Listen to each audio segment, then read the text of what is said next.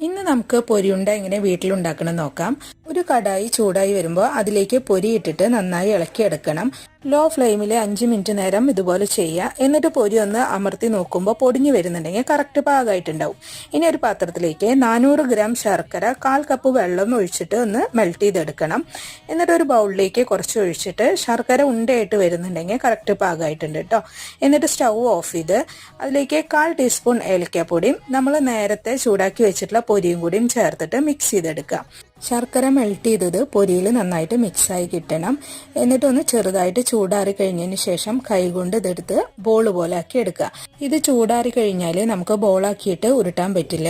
അതുകൊണ്ട് ചെറു ചൂടോടെ തന്നെ നമുക്കിത് ഉരുട്ടിയെടുക്കണം. ഉരുട്ടിയെടുക്കുമ്പോൾ കുറച്ച് നെയ്യ് കൈയിൻ്റെ അടിയിൽ പുരട്ടുകയാണെങ്കിൽ പെട്ടെന്ന് ബോളാക്കി എടുക്കാൻ പറ്റും. ഇനി നിങ്ങളിത് പുറത്തുനിന്നും വാങ്ങാതെ വീട്ടിൽ തന്നെ ഉണ്ടാക്കി നോക്കണേ. വീഡിയോ ഇഷ്ടപ്പെട്ടെങ്കിൽ ഒന്ന് സപ്പോർട്ട് ചെയ്യാൻ മറക്കല്ലേ കേട്ടോ.